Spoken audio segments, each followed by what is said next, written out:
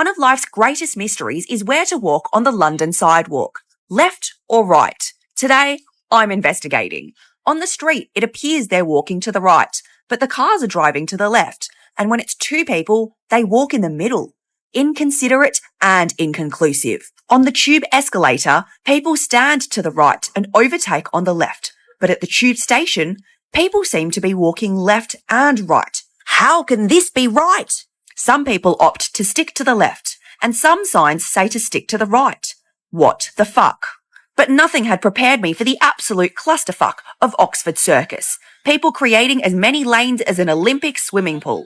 Unfortunately, there is no conclusion, but one thing we know is whichever way people lean on the sidewalk, left or right, we are all scared of phone snatchers. It's Spotify Wrapped season and there's lots of people sharing their songs and stuff, but why is no one talking about that Spotify AI podcast? This is what the podcast sounds like. You're in the top 9% of listeners globally. Wow, impressive. And May 22nd, you listened for 640 minutes. That's like At first I was listening to this and I was like, oh, it makes me feel so special. I'm a top listener. But then I'm like, wait, why do you know so much about me? You're a robot. This is all AI? Like what? That's so advanced. Like there's even banter between the two hosts. Like there's so much chemistry. I kind of ship them because they like finish each other's sentences. So I booked us the most budget airline. There's no meals. You're not allowed any luggage. The seats feel a bit like cardboard and we're not sitting together. But that's the price you pay for the lowest price. Let's spend $25 on airport food now so we don't have to spend $10 on an in-flight meal. Did I say I booked us a hotel? Sorry, I meant a hostel. But don't worry, there's only like 8 other people in our room. What do you mean we have to donate at the end of the walking tour? It said it was a free walking tour. You want to eat at a restaurant? No, we'll just get really cheap groceries here. Why would you eat? Is it paid entry?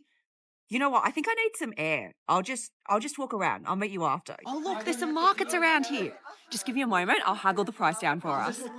Okay, that didn't really work, but that's okay. I don't think we need to buy anything anyway. So, yeah, let's just go. Here's how to be an Aussie in London. Get the biggest camping blanket of a coat possible when the weather gets below 20 degrees, but still go out wearing thongs. Practice different techniques of holding your phone so you can check Google Maps without it getting snatched. Have your first ever encounter with mold and learn about the holy power of a dehumidifier before you familiarise yourself with the alien concept of a radiator. Try your best not to adopt a UK accent. Snap out of it every time you catch yourself picking up a British accent. Reminisce the beaches and hot weather as you contemplate why you've ever moved to London. Finally, think of yourself as a Londoner, even though you only ever meet and talk to other Australians in Clapham. Here's how to get the London Tube. Pretend to read a book so you look smart to other passengers. Regret wearing something nice as you realise how dirty the seats are.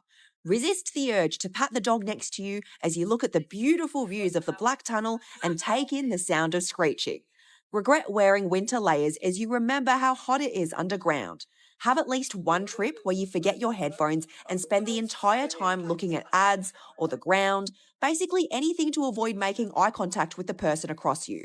And finally, remember to stand to the right of the escalators so you don't get yelled at. I'm about to say the stupidest thing I think I've ever said. Did anyone else forget that Barack Obama used to be president? Because he's done so much since then. Like, he's won an Emmy. He does documentaries. And like, at the end of the year, I just know him to release a great playlist of music. Like, I saw him speaking at this rally and I legitimately thought to myself, what does this guy know about politics? Like, being the president is a really hard job. What would he know? And I was like, oh wait, no shit, he has been president. He has been the Yes We Can guy. Oh my God. I can't believe I forgot. Is it just me? I went to see the Stonehenge, which is this. It was great.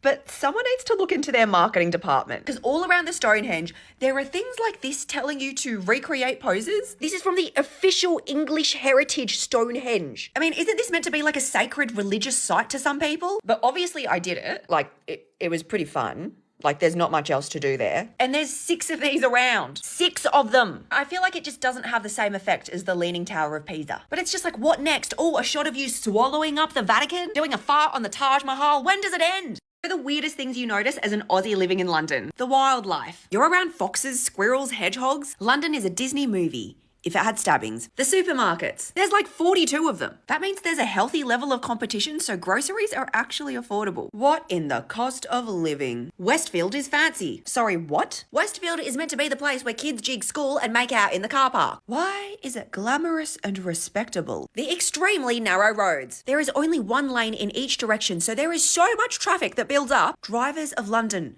how do you have a healthy blood pressure? As someone who chronically does not delete apps off their phone, I am taking on the challenge. Hinge, the dating app designed to be deleted. And prompts are the best way to get a catch. We're not out here fishing for compliments, we're fishing for marriage material. And here's some of mine. We'll get along if you also avoid run clubs. The only thing I do from run clubs is run away. I am weirdly attracted to rat-faced men. Rats, please inquire. I have cheese. Unusual skills. Getting my food stolen by pigeons. I think this is really going to impress the boys. I've already matched with so many rat boys and frog men. To find yours, go download Hinge. Here's how to be a tourist in London. Have an iron grip on your phone as you mistake every cyclist for a phone snatcher. After taking the tube, wonder if you have any sense of hearing left. Get underwhelmed at the view of the London Bridge and take photos at the Tower Bridge instead. Marvel at the London Eye, but more so at the ridiculous price for a ride. Take photos in the red phone booths until you realise how dirty they are. Gaze with wonder in the British Museum, then remember everything was stolen and exit with immense guilt. Finally, fly back home and return talking to your friends in a fake British accent. Make this balloon hover between the flags the longest. In 8 minutes, the crane will release the balloon. Before the balloon is released, you may not remove it from the crane. Longest balloon hover between the flags wins. So this might be a really dumb question, but can't I just tie the string to a chair or something and that would still count as hovering? All the information you need is in the task. Now I just gotta not mess this up. I'm feeling quite good about this. What are you thinking? I'm thinking I'm really, really quite smart. Oh, really? Maybe this task is too simple.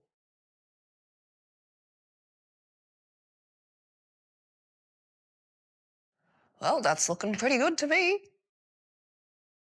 All right. And you want some marshmallow? Do you like the pink ones better or the white ones better? They're the same to me. But it's got a flavour. Marshmallow? Marshmallow's not a flavour, it's an object. You don't think these taste the same? I don't. I mean, sorry. Wait. You think these taste How the are same? you failing as you're succeeding? This is your best task yet. Soak it in. Chinese person who eats everything. I find Scottish food so terrifying. This is a fried Mars bar. That's really good. This is what it looks like. This is getting a 10 out of 10. Now this is deep fried haggis. So haggis has liver, lung, heart of a sheep. Oh my God. It's like KFC potato and gravy, but in a giant chip. I'm going to give this one a 9 out of 10. And this here is from my bedroom. No kidding. This is deep fried white pudding. There is no normal way I can eat this. Really salty, but bland at the same time. I'm so sorry. I'm going to give it a 4 out of 10.